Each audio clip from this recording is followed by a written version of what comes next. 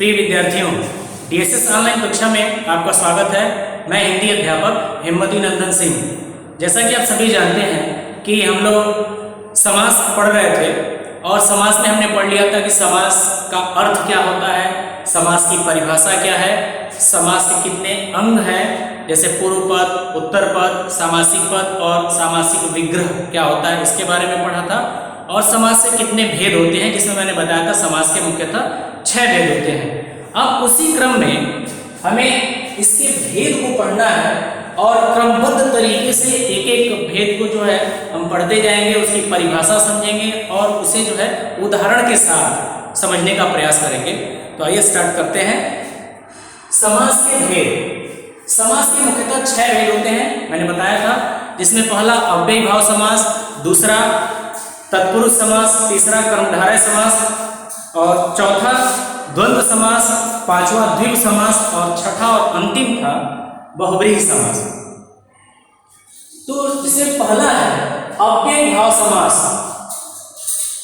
अगर इसकी परिभाषा को जानना है, समझना है, तो सबसे पहले इस शब्द को जानना होगा कि इसका अर्थ क्या निकलता है। निश्चित रूप से इसके अर्थ में इसकी परिभाषा छिपी हुई है। अव्ययी भाव समास यानी अव्यय, जिसमें लिंग, वचन, कारक, काल के आधार पर जिन शब्दों में परिवर्तन नहीं होता है उसे हम अव्यय कहते हैं।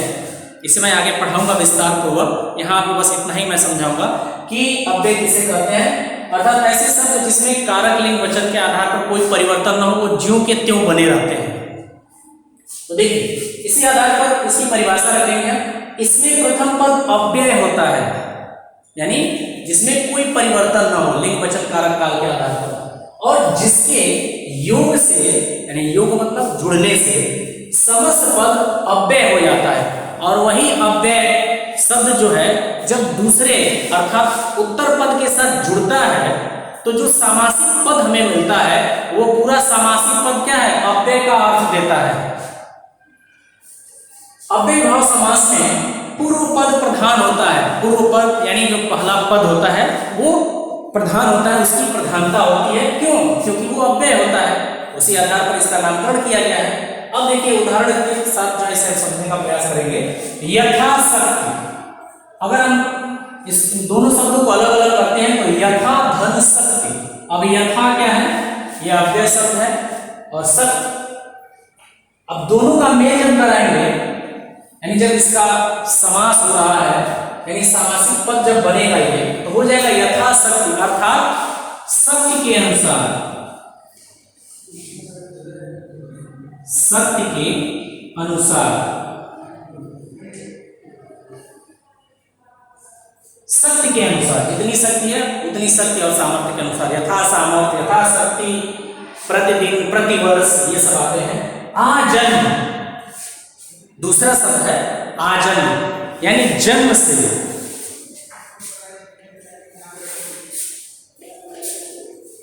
या जन्म से लेकर ही इसका अर्थ लिखा जाता है।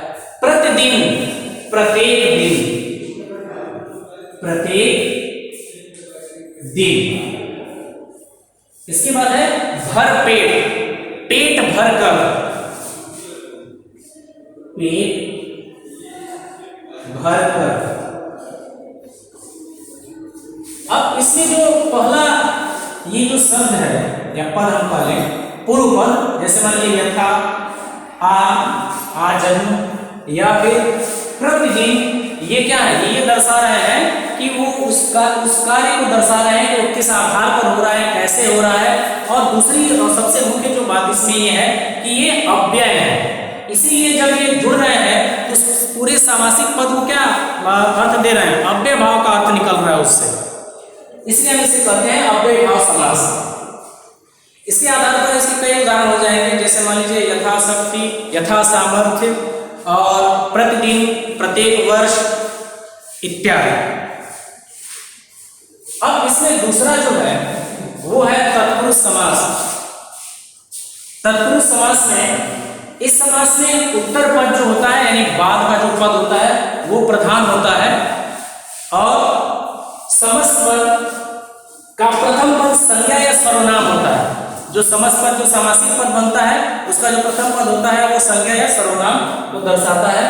नोट में मैंने यहाँ पर लिखा है जो आपको याद रखना चाहिए कि तत्पुरुष समास में पूर्व पद और उत्तर पद के बीच आने वाली विभक्तियों का लोप होता है, यानी विभक्ति चिन्ह या कारक चिन्ह इसमें दिखते हैं। जब इसका हम खंडन करते हैं तो कारक चिन्ह दिखते हैं हमें, जैसे ग्राम गत, ग्राम यानी गांव को गया।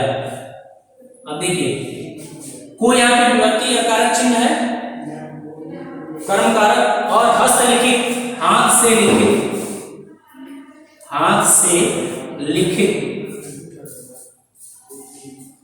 अब यहाँ पे से जो चिन्ह है विभक्ति चिन्ह कारक चिन्ह इसका लोप हो रहा है। युद्ध भूमि, युद्ध के लिए भूमि, युद्ध के लिए भूमि। संप्रदान कारक, कर्म कारक, करण कारक, संप्रदान कारक, ये तीनों कारक जो है इसमें आपको दिख रहे हैं। जैसा कि इसमें लिखा गया तत्पुरुष समास में पूर्व पद और उत्तर पद के बीच आने वाली विभक्तियों का लोप होता है, तो विभक्तियों का इसमें लोप हो रहा है। इसके बाद इसमें है कि इसके विभक्ति के आधार पर या कारक चिन्हों के आधार पर इसके भेद हैं, उसको मैं अगले वीडियो में समझाऊंगा विस्तार पूर्वक। आज के लिए इतना ही। उम्मीद है आपको अच्छे से समझ में आया होगा। यदि कोई समस्या होगी तो आप व्हाट्सएप करके या फिर कॉल करके पूछ सकते हैं। आज के लिए इतना ही, धन्यवाद।